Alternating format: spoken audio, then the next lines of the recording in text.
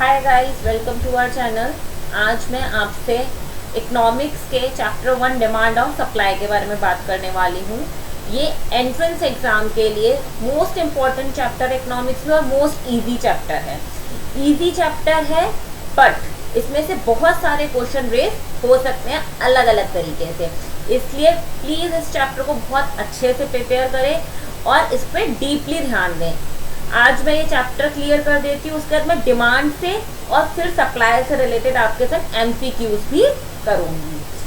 सबसे पहले हम बात करते हैं व्हाट इज डिमांड। डिमांड क्या होती है? मैंने जो अपने घर में कुछ मांगा, अपनी फैमिली से बोला मुझे मोबाइल चाहिए, वो मेरी डिमांड थी, ठीक, वो मेरी पूरी हो गई। लेकिन इकोनॉमिक्स में डिमांड और डिज़ायर दोनों एक दूसरे से अलग होते हैं। डिमांड और डिज़ायर सेम थिंग नहीं है। मैं कुछ चाहती हूँ, ज़रूरी नहीं है कि वो मेरी डिमांड भी हो, ठीक, वो मेरी डिमांड नहीं भी हो सकती है। अब यहाँ पे क्वेश्चन आता है कि तो डिमांड होती क्या है। डिमांड कंप्लीट करने के लिए इकोनॉमिक्स में 3 चीज़ों का होना ज़रूरी है। डिज़ायर ऑफ कम्युनिटी, कि मैं कोई चीज़ चाहती हूँ। Second, sufficient money to purchase the commodity, मेरे पास उतने पैसे होने चाहिए कि मैं उस चीज़ को खरीद सकूँ। Third is willingness to spend the money, उस पर मैं इतना पैसा खर्च करना चाहती भी हूँ। लाइक मैंने बोला कि मुझे iPhone X चाहिए, ठीक, 80 to 1 लाख का है, 80,000 to 1 लाख का है, ये मेरी डिज़ायर है। अब मैं उसके लिए एबल भी हूँ कि मैं उसे खरीद सकती हूँ, तो मेरे पास उतने पैसे हैं, 80 to 1 लाख मेरे पास है, तो मैं उसको खरीद सकती हूँ। क्या मैं उसको उतने पैसे खर्च करना चाहती हूँ? नहीं, मैं उसको उतने पैसे खर्च करना नहीं चाहती, तो इसका मतलब ये मेरी डिमांड नहीं है।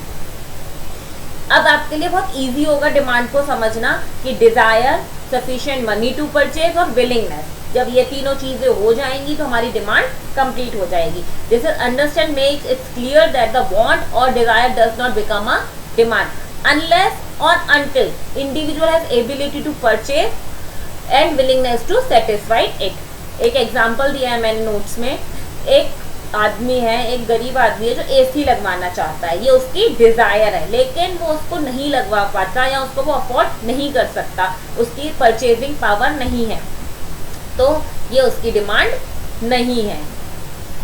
अब आते हैं हम law of demand. Law of demand क्या होता है? डिमांड और प्राइस या क्वांटिटी और price, they are inverse relationship. Price high, quantity come, quantity price low, quantity high, ठीक, दे आर इनवर्स रिलेशनशिप पे हैं। The law of demand express a relationship between quantity demand and it's price. किसको define करता है? Quantity demand को और price को। Question आ सकता है हमारे पास कि लॉ ऑफ डिमांड किसको एक्सप्रेस करता है, लॉ ऑफ डिमांड का क्या रिलेशनशिप है? तो answer is quantity demand and it's price is defined as a Marshall words, the amount of demand increase with the fall in price and diminishing with the rise in price. They express the inverse relationship between price and demand. The law refer the direction in which quantity demand change with the change in price. अगर हमारे price change होते हैं तो हमारी quantity भी change होती है। मैं आपको एक एग्जांपल दिखाती हूँ, ग्राफ के थ्रू आप समझिए। जब मेरे पास P2 था, मेरा प्राइस P2 था, तो मैं क्वांटिटी Q2 खरीदती थी, ठीक, मेरे प्राइस राइज हो गए, P1 पे आ गए, तो मेरी क्वांटिटी कितनी हो गई? Q1। प्राइस राइज, क्वांटिटी लो, प्राइस राइज, क्वांटिटी लो। फिर मेरे प्राइस P3 पे आ गए, मतलब प्राइस कम हो गए, मेरी क्वांटिटी बढ़ गई, Q2 से Q3 पे आ गए। When price rise to P2 to P1, quantity demand change from Q2 to Q1। When price decrease from P2 to P3, quantity demand rise Q2 to Q3. Therefore, हम कह सकते हैं कि जब भी प्राइस बढ़ेंगे क्वांटिटी कम होगी।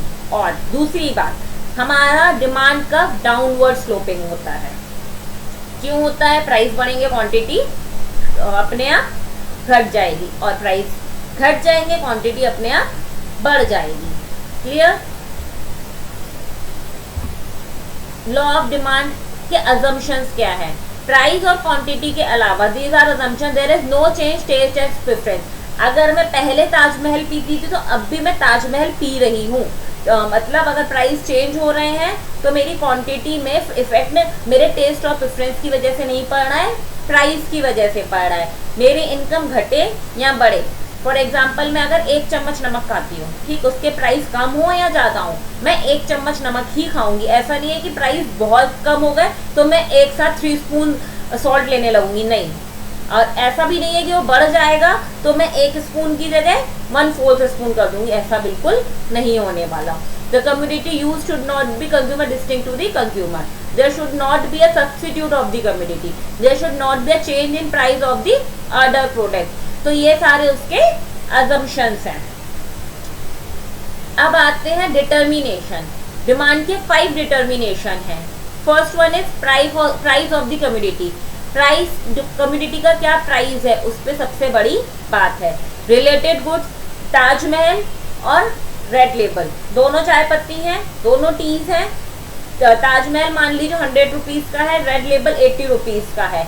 तो अगर ताजमहल के रेट और हाई हो जाएंगे तो मैं रेड लेबल पे स्विच कर सकती हूँ।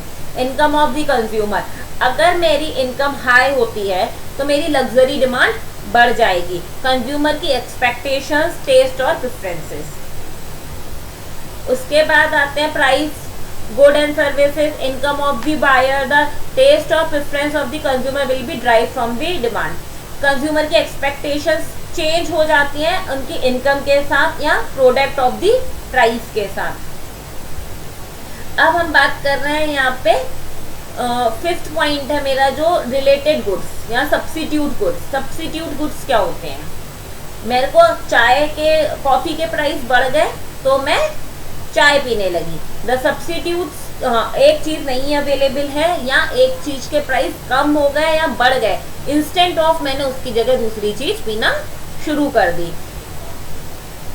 The price of related good or service either complementary or purchase along with the particular item. Substitute bought instead of the product. Substitute आप इस ग्राफ से समझिए।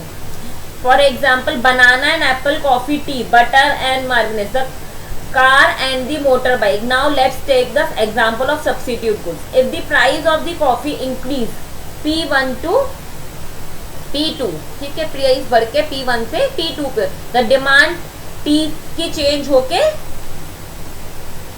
the demand for the tea decrease from D1 to D2, which showing the figure.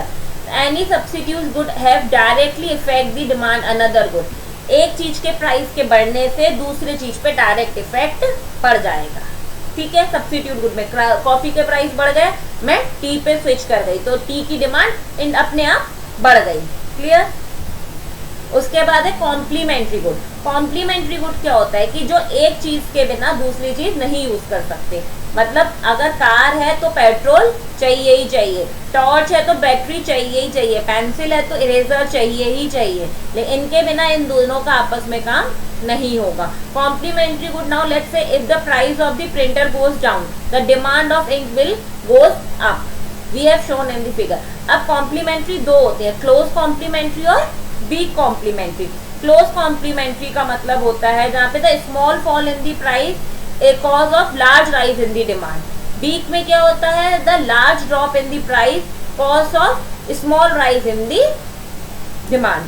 ठीक, आप ये बात ध्यान रखिएगा हमेशा। सब्स्टिट्यूट गुड्स और कॉम्प्लीमेंट्री गुड्स से बहुत ज्यादा क्वेश्चन आएंगे। सब्स्टिट्यूट गुड होते हैं जो हम एक को स्विच करके दूसरे पे जा सकते हैं। कॉम्प्लीमेंट्री गुड्स वो होते हैं जो हम एक के बिना दूसरा यूज नहीं कर सकते हैं। आई होप ये वाला चैप्टर बहुत अच्छे से क्लियर हो गया होगा आपका। इसके बाद भी अगर आपके पास कोई डाउट्स हैं तो प्लीज़ जो लोग मुझे पर्सनली जानते हैं मुझे व्हाट्सएप करें, कॉल करें, पेज पे जाके क्वेश्चन रेज कर सकते हैं। जो मुझे नहीं जानते और मेरा वीडियो देख रहे हैं तो प्लीज़ कमेंट बॉक्स में आप अपने आंसर दे सकते हैं। Thank you.